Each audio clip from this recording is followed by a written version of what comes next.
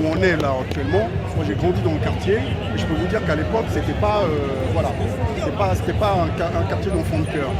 Mais on avait envie de porter ça aux yeux de la France entière, du monde entier, pour entendre ce qu'on vivait, les malaises qu'on vivait dans nos quartiers. Et le lien, il est très simple avec ce qui se passe aujourd'hui. C'est parce que justement, on dénonçait ça déjà à l'époque. Il y a des gens qui se sont battus avant nous. Nous, on a essayé de prendre le relais pour continuer le combat en se disant qu'un jour, on arrête. Mais si on nous avait dit qu'au XXIe siècle, en 2020, en France, on serait encore en train de manifester pour ça, franchement, qui aurait cru à ça? Personne. Eh bien, aujourd'hui en France, au XXIe siècle, le pays des droits, dit des droits de l'homme, on se retrouve à manifester parce que la police, et c'est... Je vais rectifier ce que j'ai dit. Parce qu'une partie de la police se comporte comme des voyous. C'est pas l'ensemble de la police. Parce que évidemment, on ne rend pas service au combat non plus quand on met tout le monde dans le même lot. Mais vous avez des gens au sein de la police qui foutent le bordel. On nous dit de faire le nettoyage dans nos quartiers sur les jeunes qui foutent le bordel. Eh bien, il faut que dans la police, tous les voyous, tous les délinquants, tous les assassins dans la police, il faut aussi faire le ménage. Il ne s'agit pas d'accabler tout le monde, encore une fois j'insiste.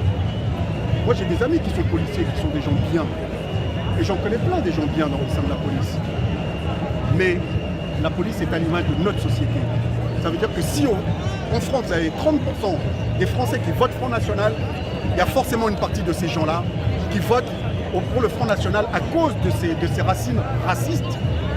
Et que, au sein de la police, vous avez 48% des policiers qui votent Front National. Ça veut dire qu'au sein de ces 48%, vous avez aussi des gens qui votent pour eux, pour leur idéologie raciste. Donc, il faut qu'on le combatte. Il ne s'agit pas de combattre l'ensemble des policiers, il s'agit de combattre un système qui protège des policiers qui commettent des actes répréhensibles, des actes d'une violence extraordinaire, des meurtres, des assassinats. Il faut que ça soit condamné. Alors Rousse, voilà, moi j'ai envie de vous poser une question par rapport à ce que vous disiez justement. Vous parliez de ce racisme au sein de l'institution policière, en tout cas il y en a.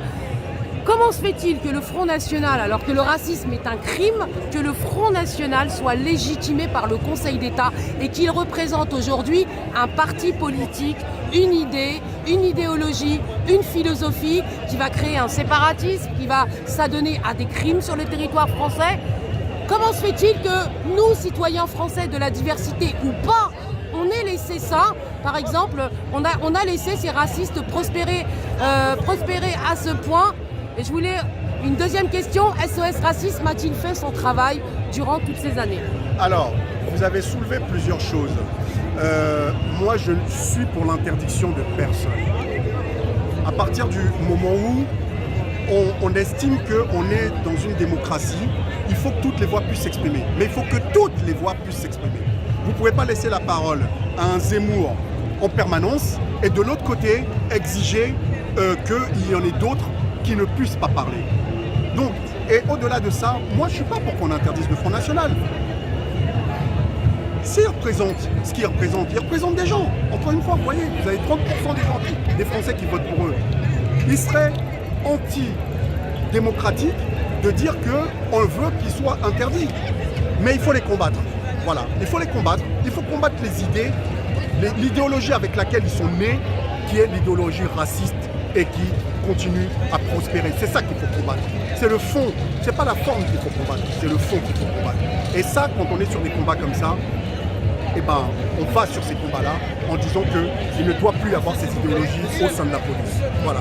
Mais peut-être qu'on est, on est peut-être limité d'un point de vue politique et que les politiques qui sont autorisées, comme celle du Front National, elles servent bien finalement, elles servent bien la République. Mais tout ça sert tout le monde, la droite, la gauche, le centre, tout ce que vous voulez. Toutes ces idéologies les servent. Parce qu'ils se servent de nous en disant, vous voyez, voilà. Et donc ça leur sert à tous, quels qu'ils soient. Aujourd'hui, nous, on n'est pas la génération de nos parents. Aujourd'hui, nous, on a compris. On a compris. Et ça emmerde certains. Mais on va continuer le combat parce que nous, on a compris. On dit que le savoir est une arme. Aujourd'hui, on est armés, nous. Et on est armés du savoir, pas avec les guns pour tuer des pauvres innocents. Qu'est-ce que vous avez envie de dire aux jeunes? J'ai envie de dire à tous les jeunes qui se disent pas que ça n'arrive qu'aux autres. Ça arrive à tout le monde et ça peut arriver à eux, ça peut arriver aussi à leurs enfants, à même eux, à leurs enfants à ceux-là, ça peut même arriver à leurs enfants. D'accord. Merci beaucoup, Roust. Hein. Merci.